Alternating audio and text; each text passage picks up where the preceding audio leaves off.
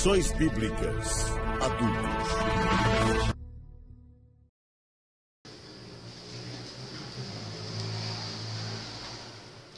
Olá, meus queridos, a graça e a paz de nosso Senhor Jesus Cristo seja com todos vocês. Muito obrigado por estar acompanhando o nosso canal, por estar deixando seu comentário, a sua curtida e também compartilhando nas suas redes sociais. Você que ainda não é inscrito, se inscreva para você estar acompanhando todos os nossos trabalhos aqui no canal A Bíblia, Logos e Rema. Hoje nós estamos aqui com a lição de número 10, a lição que vem com o título As Manifestações do Espírito Santo. É a lição do dia 3 de setembro de 2017.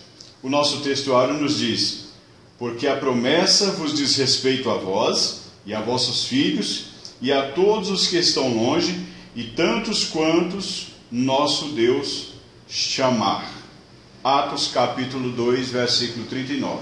E a nossa verdade prática nos diz: cremos na atualidade do batismo no Espírito Santo e dos dons espirituais distribuídos pelo Espírito Santo à igreja para a sua edificação. E o nosso texto bíblico se encontra em Atos, no capítulo 2, versículo 1 ao 6, e 1 aos Coríntios, capítulo 12, versículos 1 ao versículo 7. O nosso objetivo nessa lição é mostrar que o batismo no Espírito Santo e os dons espirituais estão disponíveis a todo o crente. E os nossos objetivos específicos são 4, que temos que trabalhar um em cada tópico dessa lição, né? O primeiro é apontar as implicações doutrinárias da descida do Espírito Santo. O segundo é explicar a natureza das línguas. O terceiro é mostrar o significado e o propósito do batismo no Espírito Santo. E o quarto, afirmar a atualidade dos dons espirituais. Prezado professor, professora que nos assiste neste momento, essa lição é uma exposição sobre um dos mais importantes temas da teologia pentecostal: batismo no Espírito Santo. Essa doutrina trata de uma experiência bíblica, histórica e atual, que ao longo da história do movimento pentecostal tem sido amplamente reafirmada. As manifestações do Espírito de Deus, tais como veremos, dizem respeito primeiramente ao batismo do Espírito Santo e aos dons espirituais. E são dois temas da teologia pentecostal que nunca se esgotam e são importantes porque se tratam de evidências bíblicas de que a comunicação divina com o seu povo e com cada crente individual nunca cessou. Não somente a Bíblia, mas também o testemunho da história e da experiência cristã corrobora essa verdade. É sobre isso que trata esse nosso estudo deste domingo. Primeiro nós vamos falar aqui sobre a descida do Espírito Santo, a experiência do Pentecostes. Não é difícil descobrir na Bíblia o que é o batismo no Espírito Santo. João Batista disse: e eu, na verdade, vos batizo com água para o arrependimento, mas aquele que vem após mim é mais poderoso do que eu, e não sou digno de levar as suas sandálias. Ele vos batizará com o Espírito Santo e com fogo. Podemos conferir aqui em Mateus capítulo 3, versículo 11. Há inúmeras interpretações dessa passagem. No entanto, o próprio Senhor Jesus se referiu a esse batismo como a promessa do Pai. E ele acrescentou ainda: porque na verdade João batizou com água, mas vós sereis batizados com o Espírito Santo não muito depois desses dias. Essa declaração vincula Mateus 3,11 com a experiência do dia de Pentecostes, relatada em Atos no capítulo 2. A prova disso é que o apóstolo Pedro identificou a experiência de Cornélio no livro de Atos, no capítulo 10, com a promessa anunciada por João Batista e reiterada pelo próprio Senhor Jesus. Então nós temos aqui como ponto central nessa lição, as manifestações do Espírito Santo são atuais. Vejamos sobre o batismo no Espírito Santo ou com o Espírito Santo. Uma pergunta. As duas traduções são legítimas à luz da gramática grega e aceitáveis de acordo com o contexto. A ideia de batismo no Novo Testamento é de imersão, submersão. A Bíblia Revista Almeida Atualizada tem uma nota em Mateus 3:11 e Atos 1:5 informando com ou em. E a Nova Versão Internacional também traz uma nota similar. A versão Almeida revisada da imprensa bíblica brasileira emprega batizar em água e batizar no Espírito Santo.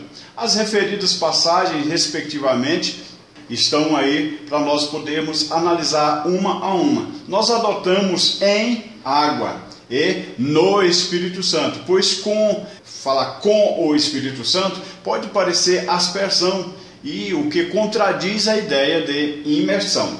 Então, vamos ver sobre os sinais sobrenaturais. Há 3 sinais que mostram a ação sobrenatural do Espírito Santo por ocasião da descida no dia de Pentecostes. Por exemplo, o som como de um vento, em Atos capítulo 2, verso 2. A visão das línguas repartidas como que de fogo, no versículo 3. E o falar em línguas, no versículo 4. Os 2 primeiros sinais jamais se repetirão, pois foram manifestações exclusivas que tiveram como objetivo anunciar a chegada do Espírito Santo, alguém tão importante quanto o Filho, cuja encarnação e nascimento em Belém, ainda que extraordinários, porque o Verbo se fez carne, tiveram sinais semelhantes, né?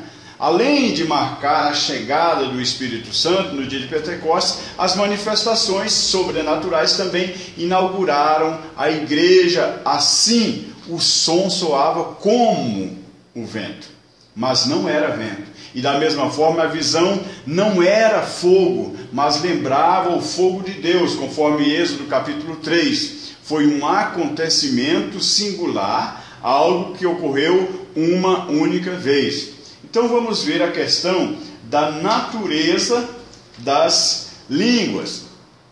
A fonte que nós encontramos, as línguas do Pentecostes eram sobrenaturais, pois foram caracterizadas como outras línguas, conforme o Espírito Santo lhes concedia que falassem, conforme nós podemos ver em Atos, no capítulo 2, versículo 4. O termo grego para outras aqui é éteriais, de héteros, outro tipo diferente. Há quem questione esse conceito, mas a fonte delas é o próprio Espírito Santo, o que torna a evidência visível e contundente. A outra evidência está presente na audição e não simplesmente na fala, pois cada um os ouvia falar em sua própria língua, no versículo 6 do capítulo 2 de Atos. E no versículo 11, ele acrescenta: todos os temos ouvido em nossas próprias línguas falar das grandezas de Deus. Então vejamos aqui a questão da glossolalia. Glossolalia é a manifestação das línguas estranhas no batismo no Espírito Santo, bem como das línguas como um dos dons espirituais. Trata-se de um termo técnico de origem grega, glossa, que quer dizer língua, idioma, e de lalia, modo de falar, é conjugado à linguagem. Então nós temos aí o substantivo derivado do verbo grego lalein, falar. A expressão lalein glossais, falar línguas, em 1 aos Coríntios, capítulo 14, versículo 5, é usado no Novo Testamento para indicar outras línguas. É importante saber que as línguas manifestas no dia de Pentecostes são as mesmas que aparecem na lista dos dons espirituais em 1 aos Coríntios, no capítulo 12. Ambas são de origem divina e sobrenatural, mas são diferentes apenas quanto à função. Então vamos falar da questão da continuação.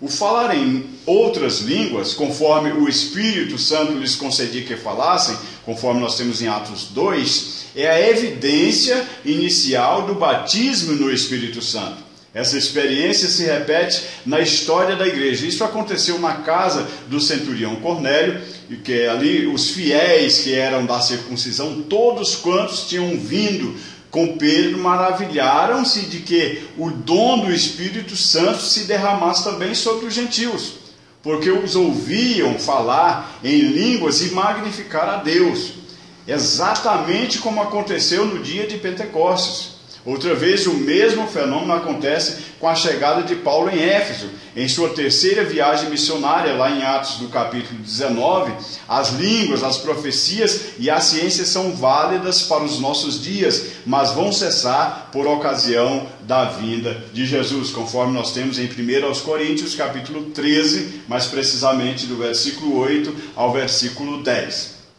Então, meus amados, por exemplo, podemos falar também sobre a xenolalia. É, ao mesmo tempo, a mais difícil variação da glossolalia para documentar e a mais amplamente registrada. Por exemplo, Emílio Conde relatou na obra da História das Assembleias de Deus no Brasil, na página 67 precisamente, que no primeiro batismo nas águas na cidade de Macapá, no Amapá, em 25 de dezembro de 1917, a nova convertida Raimunda Paula de Araújo, ao sair das águas, foi batizada com o Espírito Santo. Ela falou em línguas estranhas, com tanto poder que os assistentes encheram de temor de Deus. Os judeus negociantes da cidade haviam comparecido ao batismo. Um deles, Leão Zaguri, ficou tão emocionado e maravilhado com a mensagem que ouvira que não se conteve e clamou em alta voz no meio da multidão: eis que vejo a glória do Deus de Israel, pois esta mulher está falando na minha língua. O judeu não era crente, porém Deus, através da crente Raimunda, falou em hebraico naquele dia ali em Macapá. Então vamos ver também aqui o significado e o propósito. O significado e o propósito. O batismo no Espírito Santo não é sinônimo de salvação. Não é sinônimo de salvação. Trata-se de evidências, trata-se de bênçãos diferentes. Todos os crentes em Jesus já têm o Espírito Santo na regeneração. O Espírito promove o novo nascimento, que é um ato direto do Espírito Santo. O pecador recebe o Espírito no exato momento em que aceita a verdade de Jesus no coração, aceita Jesus como Salvador. Os discípulos de Jesus já tinham seu nome escrito no céu e igualmente tinham o Espírito Santo mesmo antes do Pentecostes. Então, as definições e os propósitos desse batismo. O batismo no Espírito Santo é o recebimento de poder espiritual para realizar a obra da expansão do Evangelho em todo o mundo. O seu propósito é capacitar o crente a viver uma vida vitoriosa e, sobretudo, para testemunhar com ousadia sobre a sua fé em Cristo. É um revestimento de poder para viver a vida regenerada, um poder espiritual que contribui para a edificação interior da vida cristã do crente e que o ajuda quando a mente não pode fazê-lo. Os pentecostais acreditam que a experiência distintiva do batismo no Espírito Santo, tal como Lucas a descreve, é crucial para a igreja contemporânea. Tem um escritor que diz que as implicações da teologia de Lucas são claras, já que o dom do Espírito era carismático ou vocacional para Jesus e a igreja primitiva. Assim também deve ter uma dimensão vocacional na experiência do povo de Deus hoje. Agora, pergunto, por quê? Porque a igreja hoje, da mesma forma que a igreja em Atos dos Apóstolos, precisa de poder dinâmico do Espírito Santo para evangelizar o mundo de modo eficaz e edificar o corpo de Cristo. O Espírito veio no dia de Pentecostes porque os seguidores de Jesus precisavam de um batismo no Espírito que viesse revesti-los de poder e o seu testemunho, de maneira que outros pudessem também entrar na vida e na salvação. E por ter vindo no dia de Pentecostes, o Espírito volta repetidas vezes visando o mesmo propósito.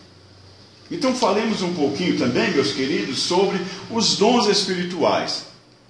Os dons espirituais são manifestações do poder de Deus que nos capacitam a continuar a missão de Cristo no mundo e as demonstrações desse poder na vida da igreja. A igreja não se sustenta sozinha, por isso o Senhor Jesus enviou o Espírito Santo. Há pelo menos 3 listas desses dons na palavra de Deus, embora não ousamos dizer que sejam apenas esses, pois não existe uma lista simples, a lista é exaustiva em todo o Novo Testamento. Os dons são dados aos crentes individualmente. A manifestação dos dons ocorre por meio das 3 pessoas da Trindade, pelo Espírito na diversidade de dons, pelo Senhor Jesus na diversidade de ministério e pelo Deus Pai na diversidade de operações. Mas a fonte dos dons é o Espírito Santo e por isso essa manifestação é dada por Ele a cada um para o que for útil e não para exibição ou para a ostentação do crente, porque o mérito é do Senhor Jesus. Outra vez o apóstolo enfatiza a origem dos dons, o Espírito Santo, pois reconhece que é este mesmo quem opera todas essas coisas, repartindo particularmente a cada um como quer. Em 1 Coríntios, no capítulo 12.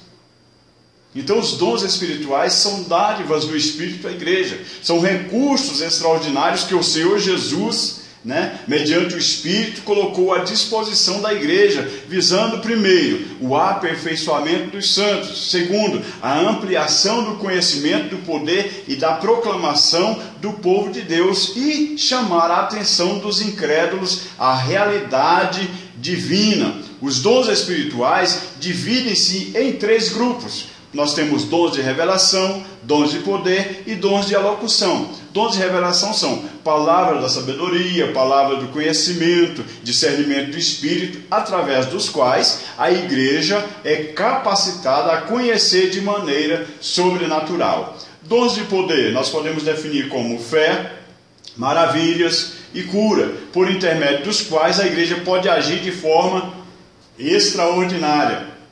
Dons de alocução nós podemos definir como línguas, interpretação e profecia, por meio dos quais a igreja recebe a graça de proclamar os arcanos divinos de modo milagroso. Então, meus amados, a descida do Espírito Santo é acompanhada dos dons espirituais. Eles são atuais na vida da igreja e são dados a cada um para o que for útil, sempre para o bem da igreja local. Trata-se de ferramentas importantes e indispensáveis para os crentes, razão pela qual devemos lhes dar a devida atenção. Portanto, vamos amar o Espírito Santo e buscar constantemente para que Ele venha nos revestir, nos capacitar e nos usar com esses dons tão maravilhosos. Que Deus te abençoe em Cristo Jesus. Muito obrigado por sua atenção e compartilhe nas suas redes sociais, deixe aí o seu comentário e a sua curtida no nosso vídeo em nome de Jesus.